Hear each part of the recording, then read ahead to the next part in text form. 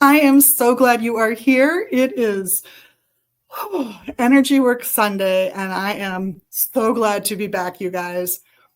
I thought we'd start at the beginning because it's been a while since we've had decent internet connections. Here, we've had to stop all our broadcasts. So, Energy Sunday. What is Reiki?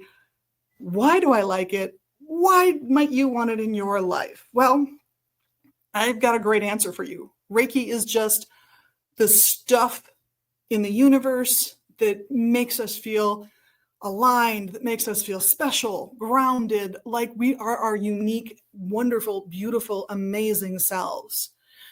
It is the energy I feel that every religion in the world that has anything positive to say or do at all has tapped into at least at some point in its existence and definitely during its creation.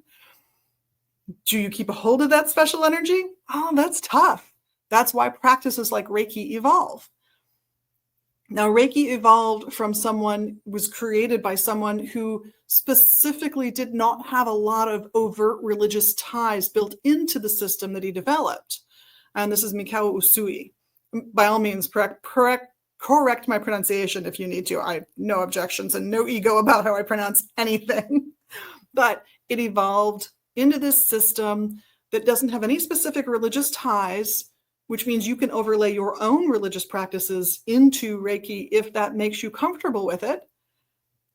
And it taps into what you might call God, the creatrix, deity, whatever it is, the general energy of the universe, the drive to exist, the drive to be alive. All of those things are wrapped up in Reiki. And the reason I like to use Reiki is because it aligns my mind, body, and spirit in a way that not a lot of things do, frankly. My religious practice does, and that's great, and I love that. But Reiki is this very gentle, very simple way of refocusing your intent for the day. There are, for example, the 5 principles of Reiki, and I've talked about those before, and maybe I will go through them one by one again, but they involve being grateful. They involve not getting angry quite so quickly or worrying quite so much, making a habit of setting aside worries and setting aside anger so that you can focus on generating solutions that work rather than just being steamed or spinning in your own negative energy. It flips that and asks you to find solutions to things, be positive about things, honor people who came before you in your family, in your career, in your community, and know that you will be that person moving forward for someone else down the road. It asks that you not only honor those people, but that you also honor yourself and admit that you're important too. So for all those reasons, I think Reiki is a really valuable practice. It involves some symbols, it involves some language, some short words. Can you learn them all online or through books? You can, but I'm going to suggest there's something a little special about the initiation process being one-on-one with a Reiki master. There are many forms of Reiki now, so you can pick the type of Reiki you want to study, which is great. My journey began with Usui Reiki, which is the granddaddy of them all. And my lineage happens to come through the person who first brought Reiki to the United States. A lovely teacher, interesting lady. But I thought I'd show you some of the resources we have here in case you're interested in exploring more. This is just what we happen to have in stock today that I could grab off the shelf real quick. I have Llewellyn's Complete Book of Reiki. Easy workout book. It will give you all kinds of information. So this is our big one.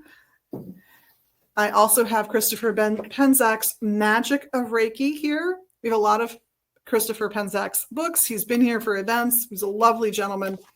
I would recommend any of his works as being very readable, really accessible, and they're quick reads, and they're based usually on things he's taught himself. So they're coming out of a lot of personal experience. And then the third one I've got to show you, if you just want the quickest intro possible, this is one of the quicker reads. This is from the For Beginners series from Llewellyn Publishing. It's called Reiki for Beginners. This one is by David Venels. He's written a few books for them, but this is a nice quick guide if that's what you're interested in, just a quick intro. This is a good way to go. Now, I have books like the Reiki Source Book and a few other things that I view as like 201 level books rather than these three, which are more 101 level books. They're your beginner introductory books. And I would highly recommend those as well.